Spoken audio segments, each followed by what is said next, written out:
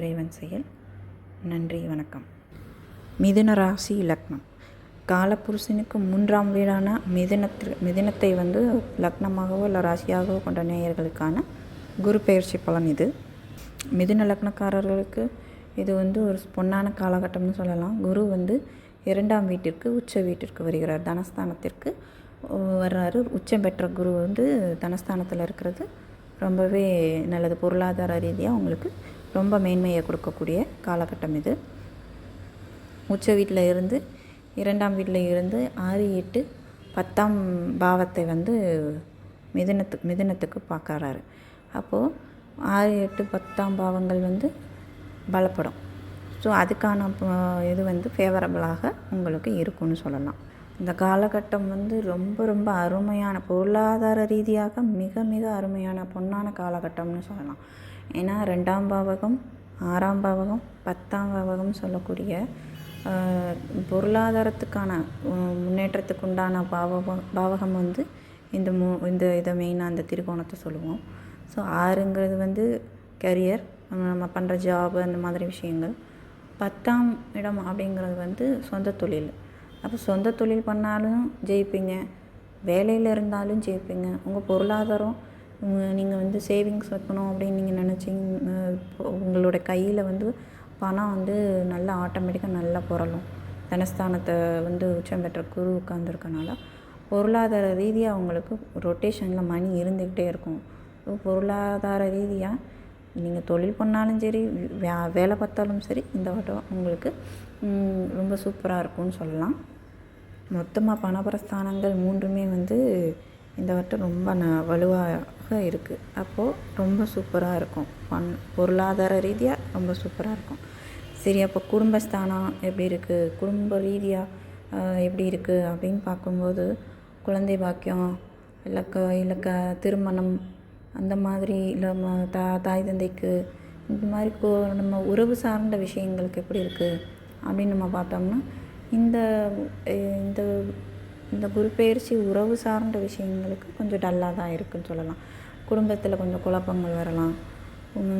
குடும்பத்துக்குள்ளே ஒரு அண்டர்ஸ்டாண்டிங் இல்லாமல், ஏன்னா நம்ம தொழிலுன்னு சொல்லிட்டு தொழிலையோ இல்லை வேலையவோ பார்த்துக்கிட்டு நம்ம அதிலையே நம்ம கான்சன்ட்ரேட் பண்ணிவிட்டு அதில் நீங்கள் ஓடிட்டு இருப்பீங்க. உங்கள் டைமெல்லாம் நீங்கள் அங்கே ஸ்பெண்ட் பண்ணிகிட்டு இருக்கும்போது குடும்பத்துக்கு டைம் ஸ்பெண்ட் பண்ணாமல் போயிடுவீங்க. அப்போ குடும்பத்துக்குள்ளே மனைவியாக இருக்கட்டும், அம்மா அப்பாவாக இருக்கட்டும், இல்லை பிள்ளைகளாக இருக்கட்டும், ஒரு அதிருப்தி ஏற்படும். அதனால் ஒரு சலசலப்பு ஏற்படும். இந்த மாதிரி விஷயங்கள்லாம் குடும்பத்துக்குள்ளே நடக்கும். கொஞ்சம் ஆரோக்கியத்தில் மேம்பாடு இருக்கும். எப்படின்னா, நல்லா ரொம்ப கஷ்டப்பட்டு பெட் ரிட்டனாக இருக்கிற மாதிரி ஒரு சுச்சுவேஷனில் இருக்கிறவங்க கூட இந்த காலகட்டத்தில்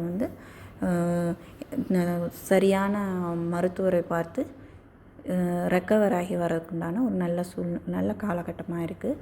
அதே மாதிரி கடன் பிரச்சனையில் இருக்கிறவங்க இந்த காலகட்டம் நல்ல வருமானம் வரும்போது உங்கள் கடனை அடைக்கிறதுக்கு உண்டான அமைப்பும் கண்டிப்பான முறையில் பாசிபிலிட்டிஸ் இருக்குது. அதே மாதிரி நீங்கள் சின்ன குழந்தைங்க, 2ஆம் இடம்ங்கிறது ஆரம்ப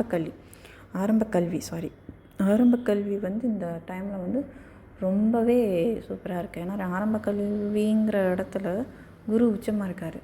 அப்போ இந்த டைமில் நல்ல குழந்தைங்க ஒரு 5th ஸ்டாண்டர்டுக்குள்ளே படிக்கிற சின்ன சின்ன குழந்தைங்கள்லாம் இருப்பாங்க. Pre KG, LKG, first standard, second ஸ்டாண்டர்ட்னு போன வருஷம் ரொம்ப டல்லாக கூட படிச்சுருந்துருக்கலாம். ஆனால் இந்த வட்டம் பார்த்திங்கன்னா அவங்க ரொம்ப சூப்பராக படிப்பாங்க. நீங்களே பார்த்து ஆச்சரியப்படுவீங்க, அந்தளவுக்கு சூப்பராக படிப்பாங்க. அவங்களுடைய பிரெயின் அவ்வளோ ஆக்டிவாக இருக்கும். அறிவு சார்ந்த விஷயங்கள் ரொம்ப ஆக்டிவாக இருக்கும். ஏன்னா குரு உச்சமாக 2ஆம் இடத்துல இருக்கிறனால ஆரம்ப கல்விங்கிறது சிறு குழந்தைங்களுடைய படிப்பு ரொம்ப சூப்பராக இருக்கும். ஸோ ஃபவுண்டேஷன் ஸ்ட்ராங்காக இருந்துட்டாலே போதுமே. ஆரம்ப கல்வி எந்த ஒரு குழந்தைங்களுக்கு ஃபவுண்டேஷன் ஸ்ட்ராங்காக இருந்துச்சுனாலும் அவங்களுடைய அஸ்திவாரம் ஸ்ட்ராங்காக இருந்துட்டால் பில்டிங் ஸ்ட்ராங்காக இருக்கும்னு சொல்லுவோம். அந்த மாதிரி கட்டடமே ஸ்ட்ராங்காகிடும். அந்த குழந்தைங்க நல்லா படிப்பாங்க. இனி வருங்காலத்துலேயும் அவங்க சூப்பராக படிப்பாங்க. அதில் எந்த வித மாற்று கருத்தும் இல்லை. அவங்களோட ஃபவுண்டேஷன் ஸ்ட்ராங் ஆகுது. அது மட்டும் நல்லா தெரிஞ்சுக்கோங்க. இது வரைக்கும் தொழில் பண்ணலை, இனிமேல் ஸ்டார்ட் பண்ணலாமான்னா ஸ்டார்ட் பண்ணலாம். இது வரைக்கும் தொழில் டல்லாக போய்கிட்டு இருக்குது, நல்லா போகுமான்னு கேட்டால் நல்லா போகும். புதுசாக வேலைக்கு அப்ளை பண்ணிகிட்ருக்கேன், எம்என்சி கம்பெனிக்கு ஏதோ ஒரு கம்பெனிக்கு நான் வந்து நல்ல கம்பெனிகளுக்கு நான் அப்ளை பண்ணிகிட்ருக்கேன், கிடைக்குமா அப்படின்னா கிடைக்கும். ஸோ இந்த மாதிரியான கேள்விகளுக்கெல்லாம் பாசிட்டிவான பதில் தான் நான் சொல்வேன். கண்டிப்பாக உங்களுக்கு ட்ரை பண்ணுங்கள். நல்லபடியாக இந்த காலம் வந்து உங்களுக்கு ஃபேவரபுளாக இருக்கும், சக்ஸஸ்ஃபுல்லாக இருக்கும். ஆரோக்கியமாக இருப்பீங்க, பொருளாதார ரீதியாக நல்ல முன்னேற்றத்தோடு காண்பீங்க. தொழில் மற்ற விஷயங்கள் எல்லாமே வந்து சூப்பராக இருக்கும். படிப்பும் ஆரம்ப கல்வி சூப்பராக இருக்கும். ஸோ நீங்கள் எடுக்க வேண்டிய ஒரே ஒரு விஷயம், குடும்பத்தை நல்லபடியாக பார்த்துக்கோங்க. குடும்பத்துக்கு டைம் ஸ்பெண்ட் பண்ணிங்கன்னா குடும்பஸ்தானத்துக்கு உண்டான ஒரு பிரச்சனைகள், மற்ற உறவு சார்ந்த பிரச்சனைகள் வந்து உங்களுக்கு இல்லாமல் இருக்கும். அவ்வளோதான்.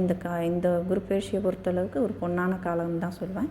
மிதுன ராசி லக்னக்காரர்களுக்கான குரு பயிற்சி பலன் எப்படி இருந்துச்சுன்னு பார்த்துட்டு உங்களோட எதுவும் டவுட்ஸ் இருந்தாலும் உங்களுடைய கமெண்ட்டில் கீழே மென்ஷன் பண்ணுங்கள், நான் ரிப்ளை பண்ணுறேன்.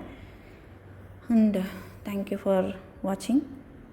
சுபம் சுபம் சுபம், எல்லாம் இறைவன் செயலே.